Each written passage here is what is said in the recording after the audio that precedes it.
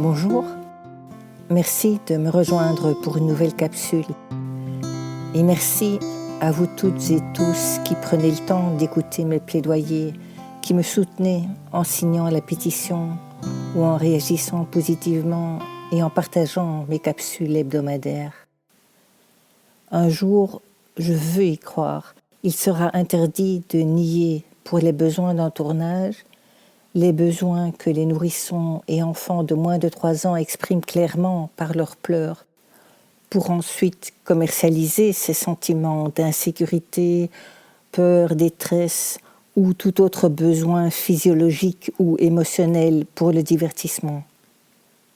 Vous êtes de plus en plus nombreuses et nombreux à croire comme moi qu'un jour ce sera une évidence, tout comme un jour, après un long combat, j'imagine, les défenseurs des animaux sont parvenus à imposer un label « Aucun animal n'a été maltraité pour ce tournage ». Il y a un siècle, on pensait que les bébés ne ressentaient pas la douleur. Je pense que dans un siècle, les humains penseront de nous « Mais comment ont-ils pu laisser faire cela ?» Je rappelle que je ne me bats contre personne, je ne juge personne parce qu'il y a 10 ans, j'étais aussi inconsciente que la plupart d'entre nous. Je suis persuadée que c'est une question de conscience.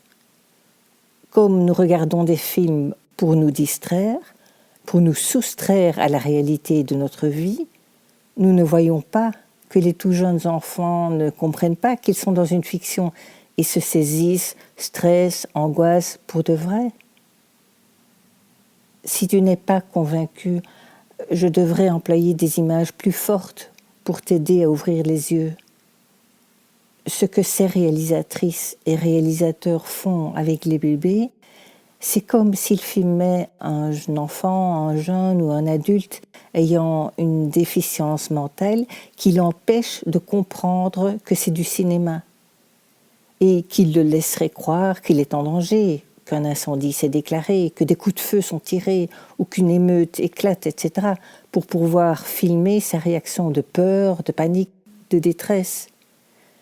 C'est comme s'il poussait cette personne à pleurer pour ensuite la rassurer une fois que la scène est dans la boîte.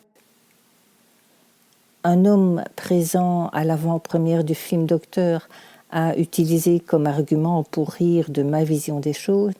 Et le chien qui a traversé la pièce n'a-t-il pas été maltraité, lui aussi?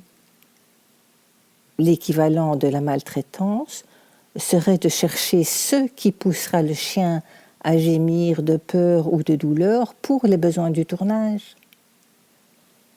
Je répète que j'aime voir des bébés dans les films et je ne vois absolument aucun problème à filmer un bambin en train de traverser la pièce pour rejoindre son parent, par exemple, ou en train de pleurer, mais en tant qu'acteur de sa propre vie, comme dans le film Énorme de Sophie Le Tourneur de 2020, que je te recommande parce que c'est un film vraiment drôle et divertissant.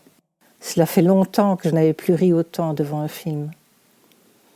À la fin de la projection, je suis allée trouver la réalisatrice pour la remercier d'avoir respecté le bien-être de ces 20 nouveau-nés d'un jour qu'elle est venue filmer en mode documentaire.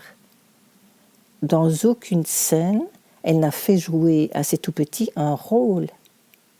Même pour la scène finale, dont je te laisse découvrir par toi-même l'émotion ressentie, la réalisatrice nous amène à penser que le nouveau-né est dans les bras de l'acteur, dont on reconnaît la couleur et la texture du pull, alors qu'il est simplement heureux et serein dans les bras de son vrai papa.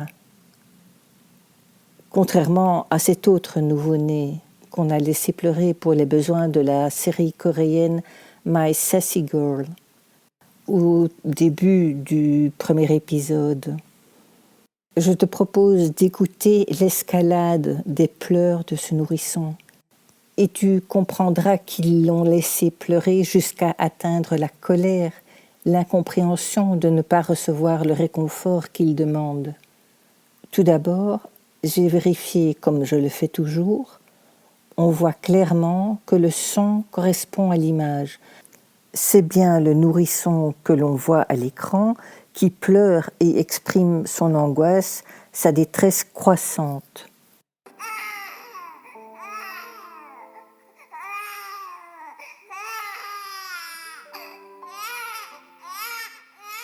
예쁘지? 어마마마가 만들어주신 인형이야. 아가, 울지 마. 엄마마마 금방 오실 거야.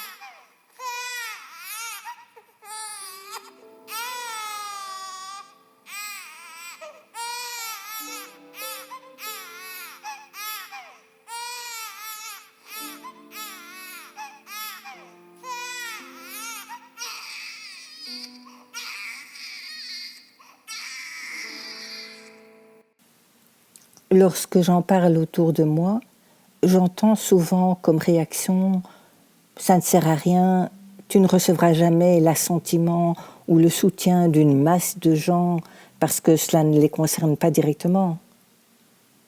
J'ai envie de dire à toutes les personnes qui pensent comme ça « détrompe-toi, nous sommes toutes et tous concernés car nous continuons toutes et tous à regarder et à laisser faire ».